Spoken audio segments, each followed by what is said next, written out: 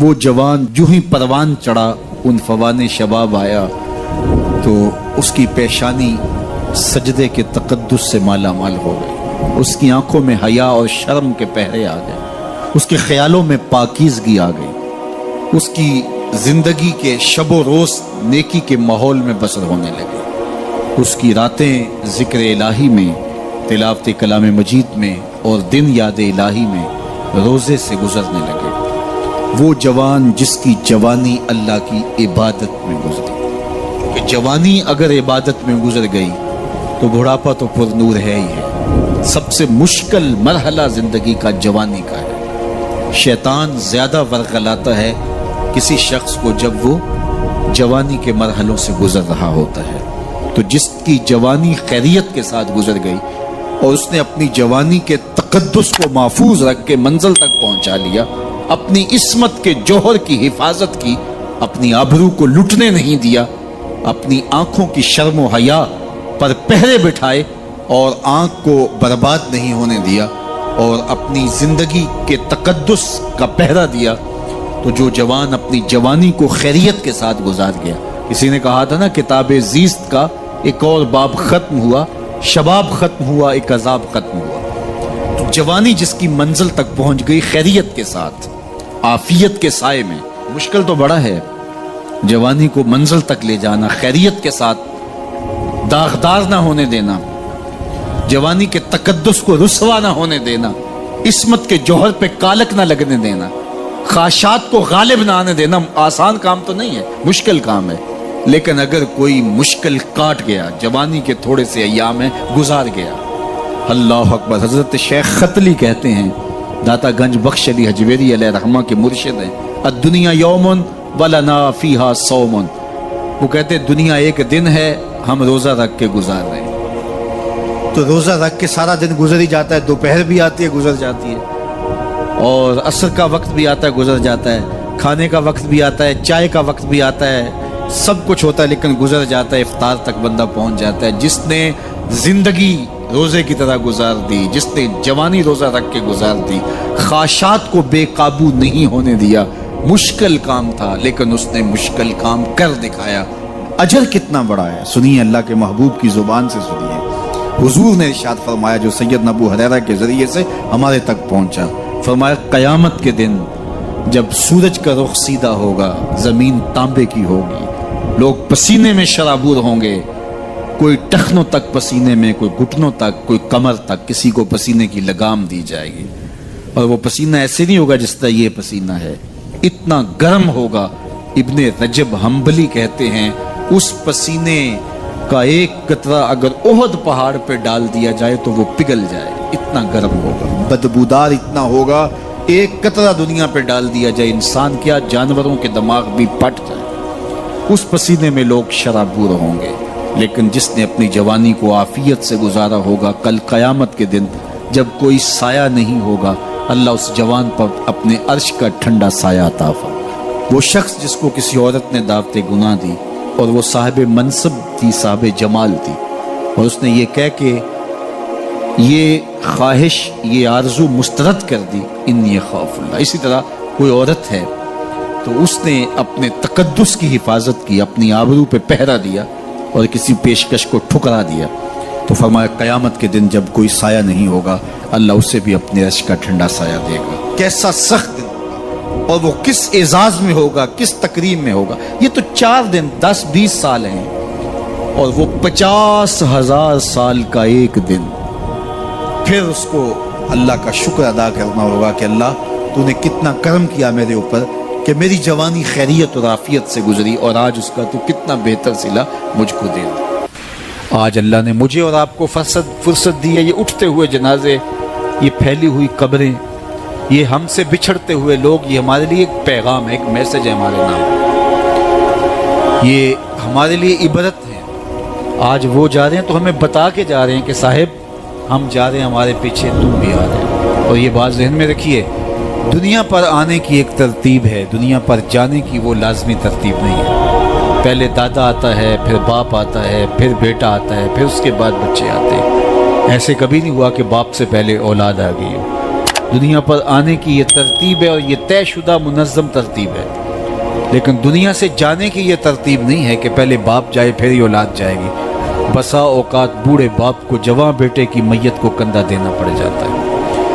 تو یہ دنیا سے کب کوئی جا سکتا ہے مجھے اور آپ کو نہیں پتہ، یہ امر مخفی رکھا گیا ہے اس لیے تاکہ ہم ہر لحظہ موت کے لیے تیار رہیں۔ موت کے لیے تیاری یہی ہے کہ ہم توبہ کی دہلیز پہ کھڑے رہیں، اپنے مالک کے حضور رجوع کرتے رہیں، اچھے اعمال کا ذخیرہ کریں، اور کسی کے حق ہمارے ذمے پر نہ ہو کہ ہم قیامت کے دن جو ہے وہ پچھتائیں۔ کسی نے اگر کسی کا حق غصب کیا صرف 3 پیسوں کے عوض کے اندر، قیامت کے اندر یہ کرنسی تو ہمارے ساتھ ہوگی نہیں، یہ تو ہم یہیں چھوڑ دیں گے، یہ مال، یہ دولت، یہ بینک بیلنس یہیں چھوڑ کے چلے جائیں گے، یہ تو کفن بھی میلا نہیں ہونے دیں گے کہ بانٹ لیں گے۔ جاندی واری ڈرونا بنے ہوتے ہاتھ نہ لاندے ڈر دے، جنہ لئی تو پاپ کمائے اج کتھے نہیں تیرے کر دے۔ وہ تو کفن بھی میلا نہیں ہوں گے دیں گے، بانٹ لیں گے۔ تو آخرت میں سکہ رائج الوقت عمل ہوگا، تو پھر عمل لیے جائیں گے۔ تو جس نے کسی کا 1 ٹگا مارا ہوگا، 3 پیسے مارے ہوں گے، اس کے بدلے میں 700 نمازیں جو با جماعت پڑھی گئی ہیں وہ لے لی جائیں گے، اور جو لوگوں کے پلاٹ ہڑپ کر گئے ہیں، رشوتیں، زیادتیاں، جور و ظلم، اور لوگوں کے ساتھ زیادتیاں، اور لوگوں کا مال ہتھیانا، خون نچوڑنا، اذیتیں دینا، تو کس طرح وہ قیامت کے دن عہدہ برا ہو سکیں گے؟ تو آج اللہ کی رحمت کے در کشادہ ہیں، اور اس کی رحمتیں آواز دے رہی ہیں، آجو پلٹ کے میری رحمت کے دروازے کھلے ہیں۔ اللہ اکبر۔ یا ایھا الانسان ما غرک بربک الکریم، اے انسان پلٹ کے آ جاتے، رب بڑا ہی کریم ہے۔ مجھے بتاؤ، یوں بھی کوئی آواز دیتا ہے، یوں بھی کوئی پکارتا ہے؟ بھاگے ہوئے مجرم کا تعاقب کیا جاتا ہے، کبھی یوں بھی پیار سے اس کو بلایا جاتا ہے، لیکن 70 ماؤں سے زیادہ پیار کرنے والا رب پکار پکار کے کہہ رہا، او بھاگنے والے آجا پلٹ کے، تیرے رب کا دروازہ کھلا ہوا ہے۔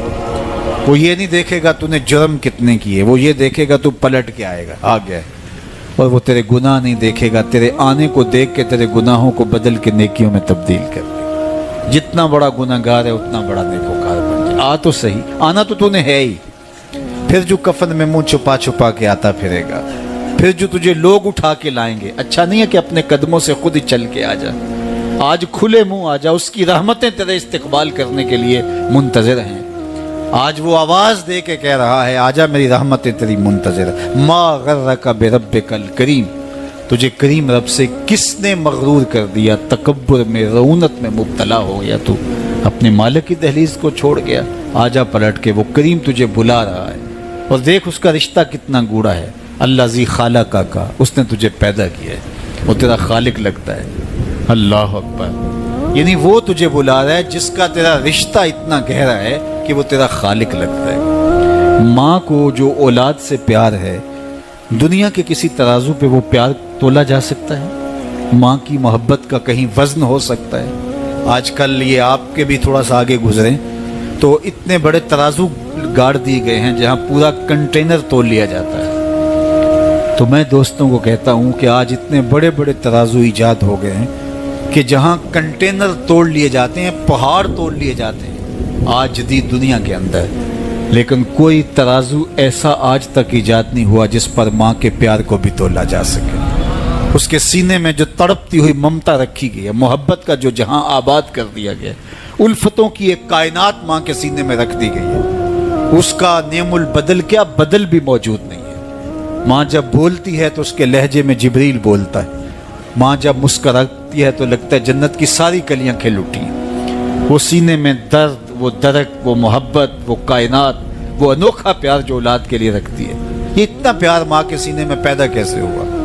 تو آپ کے پاس ایک ہی جواب ہوگا، اس لیے کہ ماں نے اولاد کو جنم دیا ہے۔ تو میں یہاں آپ کی توجہ چاہوں گا، جس ماں نے اولاد کو جنم دیا ہے وہ اتنا پیار کرتی ہے، تو جس رب نے خلق کیا ہے وہ کتنا پیار کرتا ہوگا۔ میں آپ کی توجہ چاہوں گا، مجھے اور کوئی نہیں چاہیے، صرف توجہ چاہیے گا، صرف نظارے کے لیے جنبش مژگاں بھی بھار ہے، نرگس کی آنکھ سے تجھے دیکھا کرے کوئی۔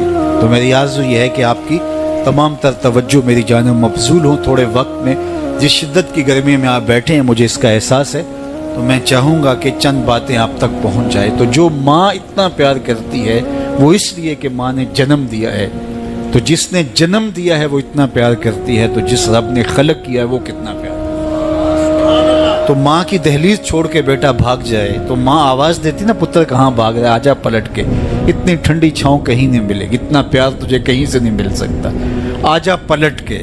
مائیں تو مائیں ہوتی ہیں، اور اولاد کے لیے ان کے سینے میں جو تڑپتی ہوئی ممتا ہوتی ہے، اور پیار کا جو ایک آباد جہاں ہوتا ہے وہ ایک الگ ہی کائنات ہے، وہ ایک الگ ہی جہاں ہے۔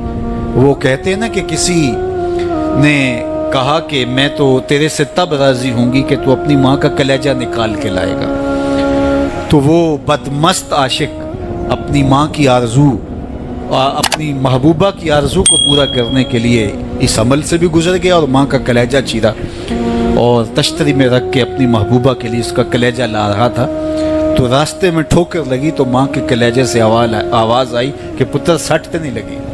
یہ ماں کے پیار کا روپ ہے، یہ ماں کی محبت کے بکھرے ہوئے رنگ ہیں، یہ چھلکتا ہوا اجالا اور نور اور روشنی ہے۔ ماں اتنا پیار کرتی ہے، اللہ اکبر۔ تو ماں کو اتنا پیار اس لیے ہے کہ اس نے جنم دیا اور رب نے تو خلق کیا دستے قدرت سے۔ تو ماں کی دہلیز چھوڑ کے بچہ بھاگ جائے تو ماں کہتی ہے پتر آجا واپس پلٹ کے، اور جب بیٹا پلٹ کے آتا ہے تو ماں سب بھول جاتی ہے کہ اس نے کیا کیا تھا۔ تو جو 70 ماؤں سے زیادہ پیار کرتا ہے اس کی بھی آوازیں آ رہی ہیں، لا تقنطوا من رحمت اللہ، آجا پلٹ کے میری رحمت سے نا امید نہ ہونا۔ میں یہ نہیں دیکھوں گا تو مجرم کتنا بڑا ہے، میں یہ دیکھوں گا تو میری دہلیز سے پلٹ کے آ گیا ہے۔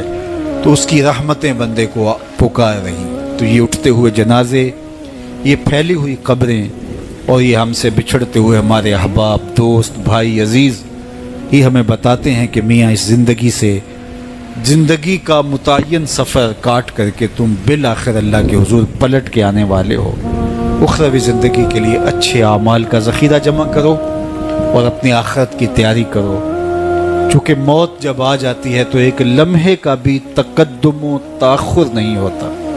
موت ایک کٹل طے شدہ امر واقعی اور حقیقت واقعہ ہے، بہر صورت اس نے آ کے رہنا ہے، بلکہ اللہ تعالیٰ جل شانہ نے اس کو اچانک رکھ کر کے ہمیں ہر وقت مستعد اور فعال رہنے کی ترغیب دی کہ تاکہ ہم ہر لحظہ، ہر ساتھ اپنے آپ کو آمادہ رکھیں، کسی وقت بھی بلاوا آ سکتا ہے اور ہم موت کی اس گاڑی میں سوار ہو سکتے ہیں۔ اللہ اکبر۔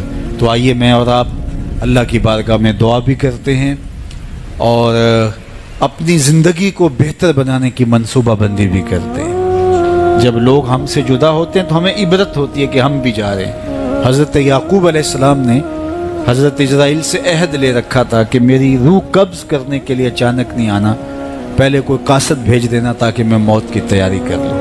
انبیاء تو تیاری ہوتے ہیں، کچھ چیزیں تعلیم امت کے لیے ہوتی۔ تو کہا کہ جی میرا وعدہ رہا۔ تو ایک عرصے کے بعد حضرت اسرائیل حاضر خدمت ہوئے اور کہا کہ حضور میں قبض روح کے لیے آیا ہوں۔ فرمایا تم نے تو وعدہ کیا تھا اچانک نہیں آؤں گا، تم اچانک آ گئے، کوئی قاصد نہیں بھیجا۔ تو کہا حضرت میں نے تو قاصد بھیجے تھے۔ فرمایا میرے پاس تو ایک بھی نہیں آیا۔ عرض کی حضور آپ کے سامنے کتنے لوگوں کی موت واقع ہوئی، یہ میرا قاصد نہیں تھا تو اور کیا تھا۔ آپ کی داڑھی میں سفید بال آ گئے، یہ میرا قاصد نہیں تھا تو اور کیا تھا۔ جب کمر میں خم آنے لگے، جب اعضاء مدمحل ہونے لگے، جب چلتے ہوئے ٹھوکنے لگے، جب زبان میں لکنت آنے لگے، جب یادداشت کھونے لگے، جب بالوں میں چاندی اترنے لگے، جب انسان کے اعضاء جواب دینے لگے تو سمجھو یہ پیغام موت آ گیا ہے۔ اللہ اکبر۔ حضرت عمر رضی اللہ تعالیٰ عنہ دربار میں بیٹھے تھے تو ایک صاحب آیا اور اس نے کہا کہ یا عمر لا تنسا موتک، عمر اپنی موت کو نہیں بھولنا۔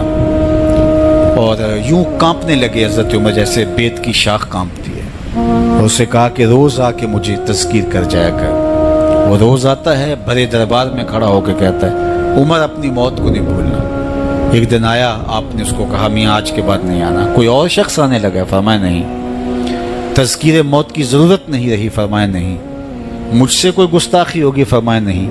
تو پھر مجھے چھٹی کیوں دی جا رہی ہے؟ تو حضرت عمر روئے اور یوں داڑھی پہ ہاتھ رکھا اور ایک بال الگ کر کے کہا یہ دیکھ میری داڑھی میں سفید بال آ گیا، اب یہ مجھے چین سے نہیں بیٹھنے دے گا۔ ہماری تو پوری داڑھی بھی سفید ہو جائے نا.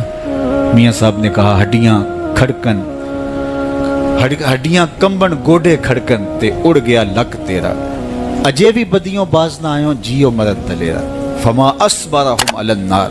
اللہ قرآن میں فرماتا کتنا حوصلہ ہے لوگوں کا آگ پر, کتنی ڈٹائی کے ساتھ کہہ دیتے ہیں یہ جہاں مٹھا گلا کس نے ڈٹھا. قبرستانوں میں جا کے دیکھو کس نے دیکھا ہے آخر والا جہاں.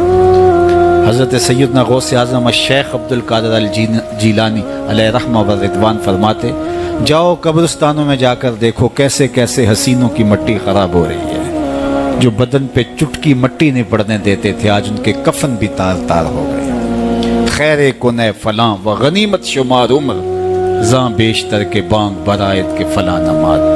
تو نے بھی چلے جانا ہے, یہاں بیٹھ نہیں رہنا. یہ اٹھتے ہوئے جنازے تجھے عبرت دیتے ہیں, یہ پھیلی ہوئی قبریں تمہیں بتاتی ہیں کہ میاں تم بھی اسی مٹی کا رزق بننے والے ہو, تم ہی یہی چادر اوڑھ کے سونے والے ہو. تم دو لباس کے دو کپڑوں کے اندر, دو سفید چادروں کے اندر ملبو. کہاں گئی وہ پوشاکیں, کہاں گئے وہ برانڈ, کہاں گئے وہ تمہارے قیمتی بیڈ, اور کہاں گئے اے سی لگے ماحول سے آراستہ کمرے.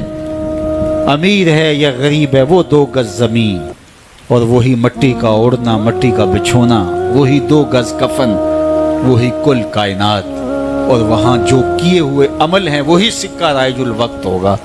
تو قبل اس سے کہ وہ وقت آ جائے اور پھر ہاتھ ملے, فلاں چیخ کے کہتا تھا مجھے اس کی بات سن لینی چاہیے تھی, فلاں پکار کے کہتا تھا اس کی آواز پہ کان دھرنا چاہیے تھا, فلاں اٹھتا ہوا جنازہ مجھے عبرت دے دیتا, فلاں بندے نے مجھے یہ کہا تھا اس کی بات پہ کاش میں عمل کر لیا ہوتا. لیکن اس دن پچھتاوے سے کیا ہوگا. آج کا پچھتاوا کل کی بہتری کا ضامن ہو سکتا ہے, آج کا پچھتاوا زندگی بدل ہو سکتا ہے, آج کا پچھتاوا توبہ کا سبب و ذریعہ ہو سکتا ہے, آج کا پچھتاوا دل کے میل اتار سکتا ہے, اور کل کا پچھتاوا سوائے حسرت بڑھانے کے, سوائے دکھ بڑھانے کے, سوائے تکلیف میں اضافے کے اور کچھ نہیں ہوگا. اس لیے میں اور آپ اپنی زندگی کی منصوبہ بندی کریں. مجھے پتہ ہے میں کہاں کھڑا ہوں, اور آپ کو بھی پتہ ہے کہ ہم کہاں کھڑے ہیں. آپ مجھے اچھا سمجھتے ہیں, یہ آپ کی مہربانی, لیکن مجھے تو پتہ ہے کہ اچھا ہوں یا نہیں.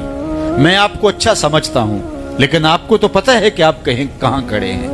اس لیے اپنے ضمیر میں جھانک کر کے دیکھیے, اپنے من میں اتر کر کے دیکھیے, اپنا محاسبہ کیجئے, اپنے اعمال کا تجزیہ کیجئے. جو نیکیاں کی ہیں اور جو برائیاں کی ہیں ان کا اندازہ کیجئے. جو برائیاں کی ہیں وہ تو کنفرم برائیاں ہیں, اور جو نیکیاں کی ہیں ذرا دیکھیے وہ نیکیاں ہیں یا ریا کے لیے کی ہیں, دکھلاوے کے لیے کی ہیں. نیکیاں کسی کو دکھلانے کے لیے کی ہیں, کس مقصد کے لیے نیکیاں کی ہیں.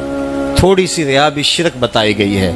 ساری محنت کہیں ضائع تو نہیں چلی گئی. ہمارے پاس ہے کیا, ہمارے دامن میں گناہ ہے تو لتھڑے بڑے ہم. سویر سے لے کر شام تک, چغلی غیبت سے لے کے بدکاریوں تک, نگاہوں کی بدکاریوں سے لے کر کے سوچوں کی بدکاریوں تک ہم کہاں پڑے رہتے ہیں. اور دوسری جانب ہمارے پلے میں نیکیاں کتنی ہیں ہمیں سارا پتہ ہے. ایک تو نامہ اعمال قیامت کے دن تولا جائے گا, ہم خود اپنے ضمیر کی عدالت میں ترازو گاڑ کے تولے. حضرت عمر فرمایا کرتے تھے حاسبو قبل ان تحاسبو, اس سے قبل کہ تمہارا حساب کیا جائے تم اپنا حساب پہلے ہی خود کر لو. کبھی آپ عمرے پہ جاتے ہیں یا بیرون ملک سفر کرتے ہیں تو وہاں سامان باندھ کر کے پہلے تول رہے ہوتے ہیں کہ ایئرپورٹ پہ پریشانی نہ ہو. حالانکہ ایئرپورٹ پہ اگر 2-4 کلو سامان بڑھ بھی گیا تو کوئی بات نہیں, 4 ریال دے کے آپ سامان لا سکتے ہیں. لیکن اس کے باوجود آپ وہاں کسی سے ترازو مانگ کے بار بار اپنے پیس تول رہے ہوتے ہیں کہ جناب ایئرپورٹ پہ جا کے پریشانی نہ ہو. تو اس دنیا پر بھی اعمال تول لو, کہیں نزا کے وقت پریشانی نہ ہو, کہ حشر کے وقت جب اعمال تلنے لگے تو وہاں پریشانی نہ ہو. تو یہ تھوڑا سا وقت ہے, یہ زندگی مختصر ہے, اور ہم تیزی کے ساتھ موت کی طرف بڑھ رہے ہیں. حضرت سیدنا علی المرتضیٰ رضی اللہ تعالیٰ عنہ فرماتے ہیں یہ تمہاری سانسیں جو ہیں یہ موت کی طرف اٹھتے ہوئے قدم ہیں. تم سمجھتے ہو ہم بڑے ہو رہے ہیں, لیکن حقیقت میں تم چھوٹے ہو رہے ہو. چونکہ گنتی جب الٹی شروع ہو جائے تو کام جلدی 0 پر پہنچتا ہے. کبھی آپ اشارے پہ رکے ہوں تو 60 سے نیچے آ رہی ہو یا 70 سے یا 120 سے, تو کام تو 0 پہ آ جاتا ہے, اور جب کام 0 پہ آ جاتا ہے تو پھر لال بتی جل جاتی ہے. اللہ اکبر. تو یہ تیزی کے ساتھ زندگی گزر رہی ہے, اور ہم کوئی 60 سے نیچے آ رہا ہے, کوئی 55 سے نیچے آ رہا ہے, کوئی 50 سے نیچے آ رہا ہے, اور جب 0 تک آ جائیں گے پھر اس سے آگے تو کچھ بھی نہیں ہے. ایک روایت میں آتا ہے ان اللہ یحب الشاب التائب, اللہ تعالیٰ توبہ کرنے والے جوان کو پسند کرتا ہے، اس سے محبت کرتا ہے، تو وہ محبوب بارگاہ ہو جاتا ہے جو جوانی میں اللہ جل شانہ کے حضور رجوع کرتا ہے۔ یا کسی نے کہا تھا در جوانی توبہ کردن شیوائے پیغمبری، وقت پیری گرگ ظالم می شود پرہیزگار۔ جوانی میں توبہ کرنا پیغمبروں کا شیوا ہے۔ جب بوڑھا ہو جائے، دانت ٹوٹ جائیں، پنجوں میں زور نہ رہے، تو بھیڑیا شکار چھوڑ کر کے شریف بن کے بیٹھ جائے، تو یہ تو اس کی مجبوری ہے۔ جوانی میں توبہ کرنا، جب قوا مضبوط ہوں، جب شباب کی جولانیاں ہوں، جب آرزویں جواں ہوں، جب خواہشیں پگلی ہوں، اور پھر اس کے باوجود اپنی خواہشات کو کنٹرول میں رکھنا، اپنی آرزوؤں کو لگام ڈال دینا اور اپنی تمناؤں کو حصار میں رکھنا اور اللہ سے ڈر کے گناہوں کو چھوڑنا اور اس کے حضور سجدہ ریزیاں، اس کے حضور خشوع و خضوع کے ساتھ زندگی کے لمحات بسر کرنا، یہ خوش نصیب لوگوں کا مقسوم ہوتا ہے۔ تو وہ جوان جس کی جوانی یاد الہی میں گزری، جس کی جوانی ذکر الہی میں گزری، مصلی پہ گزری، تہجد کے لمحات میں وہ اٹھ کے اللہ کے حضور دعائیں کرتا رہا، التجائیں کرتا رہا، وہ جوان قیامت کے کڑکتے اس ماحول میں اللہ کے عرش کے ٹھنڈے سائے تلے ہوگا۔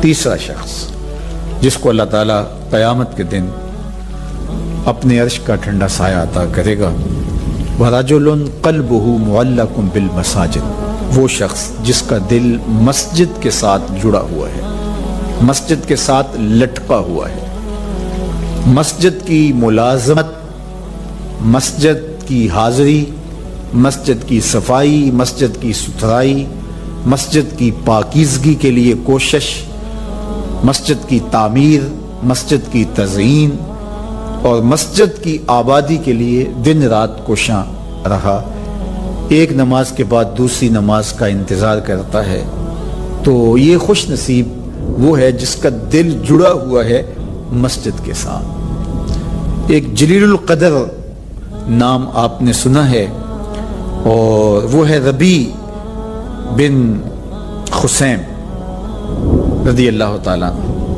انہیں حمامت المسجد کہا جاتا تھا، مسجد کا کبوتر۔ تو یہ کہا کرتے تھے اس قدر مسجد میں رہتے تو کہتے مجھے اچھا لگتا ہے کہ میں اللہ کے گھر میں رہوں۔ تو یہ فرمایا کرتے تھے کہ جس دن اذان ہو اور مجھے مسجد میں نہ پاؤ تو سمجھ لینا کہ میرا انتقال ہو گیا۔ یہ ہو نہیں سکتا کہ ندائے نماز ہو، اذان پکاری جائے اور مجھے آپ مسجد میں نہ دیکھو۔ تو مسجد کی حاضری یہ ان کا شعار حیات تھا، اس لیے ان کو حمامت المسجد، مسجد کا کبوتر کہا گیا۔ تو کتنے خوش نصیب لوگ ہیں جو مسجد سے جڑے ہوتے ہیں۔ فرمایا کچھ لوگ ہیں جو مسجد سے یوں جڑے ہوئے ہوتے ہیں جس طرح لکڑی میں کیل ٹھکا ہوتا ہے، تو چوب کے اندر جس طرح کیل جڑا ہوا ہوتا ہے، اسی طرح وہ مسجد کے ساتھ جڑے ہوئے ہوتے ہیں۔ تو کبھی وہ بیمار ہو جائیں اور وہ مسجد حاضر نہ ہو پائیں تو اللہ کے کچھ فرشتے ہیں جو ان کی عیادت کرنے کے لیے ان کے گھروں میں جاتے ہیں۔ یہ خوش نصیب لوگ ہیں جو مسجد کے ساتھ اپنے آپ کو وابستہ رکھتے ہیں۔ فرمایا انما یامر مساجد اللہ، اللہ کی مسجدوں کو بس وہی لوگ آباد کرتے ہیں من آمن باللہ والیوم الآخر، جو اللہ پر ایمان رکھتے ہیں اور پچھلے دن پر ایمان رکھتے ہیں۔ تو اللہ اور پچھلے دن پر، آخرت پر ایمان رکھنے والے مسجدوں کے ساتھ وابستہ رہتے ہیں، مسجدوں کے ساتھ جڑے رہتے ہیں۔ اور آقا کریم علیہ السلام نے مسجد کی تعمیر کی فضیلت بیان کرتے ہوئے ارشاد فرمایا من بنا مسجدن یبتغی بہ وجہ اللہ، جس نے اللہ کی رضا کے لیے مسجد تعمیر کی، نام و نمود کے لیے نہیں، کسی اور غرض کے لیے نہیں، اللہ کی رضا جوئی کے لیے مسجد کی تعمیر کی، بن اللہ لہ مثلہ فی الجنہ، اللہ اس کے لیے جنت میں گھر بنائے گا۔ تو یہ بلکہ پوری مسجد بھی نہیں، آدھی اینٹ کے برابر بھی اگر کسی نے مسجد کی تعمیر میں حصہ ڈالا تو ایک جانور کے گھونسلے کے برابر بھی کسی نے مسجد کی تعمیر کی تو اس کے لیے بھی یہ فضیلت بتائی گئی کہ جنت میں اس کو محل دیا جائے گا، قصر دیا جائے گا۔ تو یہ اللہ کے پاکیزہ گھر ہیں، مساجد بیت اللہ کی بیٹیاں ہیں، کعبۃ اللہ کی بیٹیاں ہیں، یہ اللہ کے پاکیزہ گھر ہیں، خیر الاماکن، بہترین جگہیں اس کائنات میں اللہ کے گھر مسجدیں، اور بدترین جگہیں بازار بتائی گئے اور حکم دیا گیا ہے کہ بازار میں دیر سے جاؤ جلدی واپس آ جاؤ، اور مسجد میں جلدی آؤ دیر سے واپس جاؤ۔ تمہارے جو لمحے اللہ کے گھر میں گزریں گے وہ عبادت میں گزریں گے، وہ ذکر و فکر میں گزریں گے۔ تمہارے اٹھنے والے وہ قدم جو مسجد کی طرف اٹھتے ہیں وہ قیامت کے دن ظلمت سے نجات کے ضامن ہوں گے، وہ چراغ بن کے تمہاری زندگی، آخرت کی زندگی کے اندر چراغاں کر دیں گے۔ تمہیں جنت کی طرف لے جانے والے وہ قدم ہیں جو مسجد کی طرف اٹھتے ہیں، مسجد کی طرف بڑھتے ہیں۔ تو اللہ کے پاکیزہ گھروں کی طرف ہمارا رب، ہمارے قلب کا تعلق، ہماری محبت کا رشتہ، یہ ہمارے دین کا تقاضا ہے۔ اللہ اور پچھلے دن پر، آخرت پر مضبوط عقیدہ مسجد سے ہمیں جوڑتا ہے۔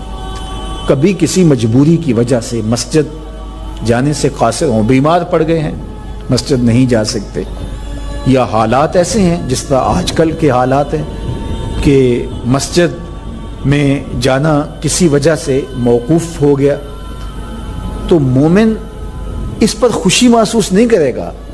وہ بیماری کی وجہ سے یا کسی اور سبب سے مسجد نہیں جا پا رہا تو اس کا اندر بے چین ہوگا، اور وہ دعائیں کرے گا، مالک وہ لمحے آئیں کہ تیرے پاکیزہ گھر میں میری حاضری ہو، تیرے دربار میں حاضر ہوں، تیری چوکھٹ پہ جا کے سلامی پیش کروں، میری پیشانی تیرے حضور مسجد کے فرش کو چھوئے اور تیری بندگی کے ترانے گائے۔ تو وہ یہ آرزو کرے گا، اگرچہ شریعت اس کو رخصت بھی دیتی ہو لیکن پھر بھی اس کی تمنا تو ہوگی۔ وہ اس پر شکر نہیں بجا لائے گا، بغلے نہیں بجائے گا کہ چلو ایک بہانہ مل گیا، نہیں، بلکہ وہ اس پہ خوش نہیں ہوگا، الٹا اس کی طبیعت کے اندر ایک بے چینی اور اضطراب پیدا ہوگی، چونکہ وہ جڑا ہوا ہے، اس کا دل جڑا ہوا مسجد کے ساتھ۔ تو ایسا شخص جس کا دل مسجد کے ساتھ جڑا ہوا ہے، تو میرے اور آپ کے آقا و مولا نے فرمایا قیامت کے دن جب کوئی سایہ نہیں ہوگا، اللہ اس کو اپنے عرش اجتمع علیہ و تفرق علیہ۔ وہ شخص، وہ دو اشخاص جو محبت کرتے ہیں تو اللہ کے لیے، آپس میں جب ملتے ہیں تو اللہ کے لیے، جدا ہوتے ہیں تو اللہ کے لیے، یعنی ان کی محبت کسی دنیاوی منفعت کے لیے نہیں، کسی ذاتی غرض کے لیے نہیں، محض دوستیاں پیدا ہو جاتی ہیں اور ایک دوسرے کو ملے بغیر تسین نہیں ہوتی، اس لیے نہیں، بلکہ ان کی دوستی محض اللہ کی رضا کے لیے، اللہ کی خوشنودی کے لیے۔ الحب للہ والبغض للہ، اللہ کے لیے محبت، اور جب بغض کسی سے ہے، دشمنی کسی سے ہے، تو وہ بھی اللہ کے لیے۔ جس میں تنہائی میں اللہ کا ذکر کیا، اللہ کو یاد کرنے بیٹھ گیا، کوئی دیکھنے والا نہیں تھا، وہ تنہا تھا، حجرے میں تھا، اپنے بند کمرے میں تھا، اپنے رب کو یاد کیا۔ اللہ کی یاد کرتے کرتے اس کی آنکھوں سے آنسو ٹپکنے لگے، اس کی آنکھیں آنسوؤں کا خراج دینے لگی۔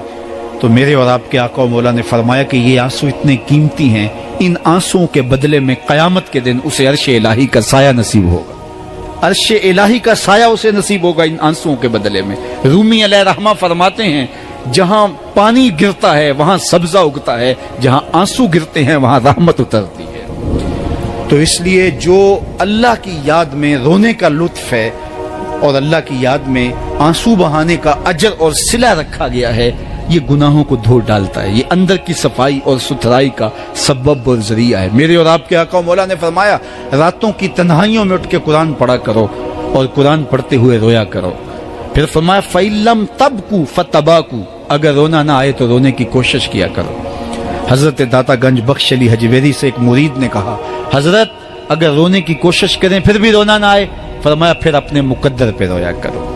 تم اتنے سنگ دل ہو گئے ہو کہ تمہاری آنکھیں آنسوں کا خراج نہیں دیتی۔ جو رونا نہیں جانتا وہ اللہ کی رحمتوں کو اور اللہ کی کرم نوازیوں کو کیسے سمیٹ پائے گا؟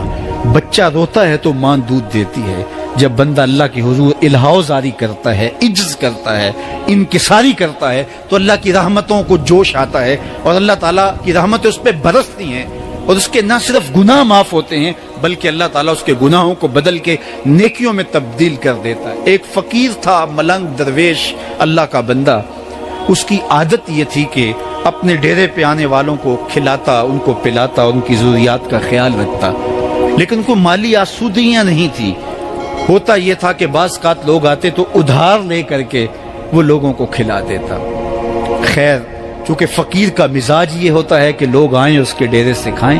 بابا بلے شاہ نے بھی کہا تھا نا، اٹ کھڑک کے دکڑ بجے تتا ہووے چلا، آن فقیر کھا کھا جاون راضی ہووے بلا۔ یہ فقیروں کا مزاج ہے، تو جو بھی آتا اس کے ڈیرے سے کھاتا اور وہ ادھار اٹھا اٹھا کے لوگوں کی ضروریات کو پورا کرتے رہتے۔ وقت آخر آ گیا، جن لوگوں نے ادھار دیا تھا وہ سارے تقاضا کرنے آ گئے۔ اب بابا جی کو کیا فکر لاحق ہے کہ یہ میرے مہمان اور میں ان کو کچھ پیش کرنے کی صلاحیت نہیں رکھتا۔ ایک بچہ تھا، وہ کچھ سامان بیچ رہا تھا، پتیسا بیچ رہا تھا یا کوئی اور چیز بیچ رہا تھا۔ اس نے گلی سے گزرتے ہوئے آواز لگائی، خادم کو کہا سے بلا کے لاؤ، کہا تم بیچ رہے ہو تو میرے مہمانوں کو کھلا دو۔ بچہ بڑا خوش ہوا کہ میں سارا دن گلیوں میں گھوم کے یہ پتیسا بیچنا تھا، اب یہ ایک جگہ ہی سارا فروخت ہو گیا تو یہ تو موج لگ گئی، میں جلدی گھر چلا جاؤں گا، میری ماں خوش ہوگی۔ تو سارا ان مہمانوں کو کھلا دیا گیا اور اس کے بعد کہا بابا جی پیسے؟ کہا تم بیٹھ جاؤ، جب ان کو ملیں گے تو تجھے بھی مل جائیں گے۔ وہ بیٹھ گیا، 2 4 10 منٹ بیٹھا تو بچہ تھا، پھر کھڑا ہو گیا، بابا جی پیسے؟ کہا جب ان کو ملیں گے تو تجھے بھی مل جائیں گے۔ پھر آدھا گھنٹہ گزرا تو پھر اس نے کہا بابا جی پیسے؟ میری ماں میرا انتظار کر رہی ہے، ہمارے گھر کا چولہا اسی سے جلتا ہے، میں یہ پیسے لے کر جاؤں گا اور میری ماں کوئی ہنڈیا خریدے گی اور ہم شام کا گھر کا کوئی سلسلہ کریں گے۔ کہا بیٹا جب ان کو ملے گا تو تجھے بھی مل جائے گا۔ بچے نے رونا شروع کر دیا، یتیم بچہ تھا، اس کا سارا آسرا یہی تھا، اس نے رونا شروع کر دیا۔ جب بچہ رویا اللہ کی رحمت کو جوش آیا، کوئی مرید نذرانہ لے کے ان بزرگوں کے پاس آ گیا اور اشرفیوں کی بھری ہوئی تھیلی پیش کی۔ وہ اتنے پیسے تھے کہ اس بچے کو بھی دیے، جتنے لوگ آئے تھے سب کا قرض چکایا، کہا جاؤ گھروں کو۔ تو سب نے کہا بابا جی ہم صبح سے بیٹھے ہوئے تھے تو یہ نذرانہ دینے والا صبح سے نہیں آیا، تو اب کیسے آ گیا؟ کہا صبح سے تمہارے اندر کوئی رونے والا نہیں تھا، ایک رونے والا آیا تو باقیوں کا بھی کام بن گیا۔ بعض اوقات کسی ایک شخص کی وجہ سے باقیوں کی خطائیں بھی معاف ہوتی ہیں۔ آج ہم اجتماعی طور پہ تا حد نظر اندر باہر اوپر نیچے اتنے لوگوں کے ہجوم میں اللہ کی بارگاہ سے یہ توقع رکھتے ہیں کہ مالک کتنے ہجوم میں کوئی ایک تو ہوگا جو تیرا لاڈلا ہوگا، کوئی ایک تو ہوگا جو تیرا بہت قریبی ہوگا، کوئی ایک تو ہوگا جس پہ تیری رحمتیں برسیں گی۔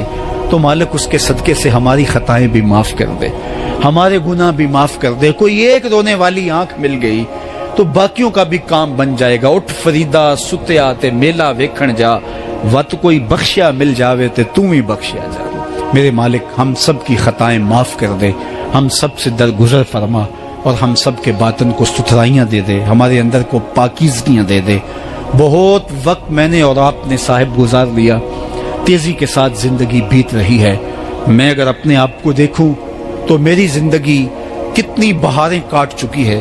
اگر آپ اپنے آپ کو دیکھیں، کوئی 60 سال کو 20 سال کو 25 سال کو زندگی تیزی کے ساتھ گزر رہی ہے۔ بندہ جب سوچتا ہے کہ میں 40 سال کا ہو گیا ہوں تو آگے میری زندگی کے اگر 30 سال بھی ہیں تو 30 سال تو کافی ہیں، لیکن وہ پیچھے اگر پلٹ کے دیکھے تو 40 سال یوں گزر گئے جس طرح چٹکی بجائی جاتی ہے۔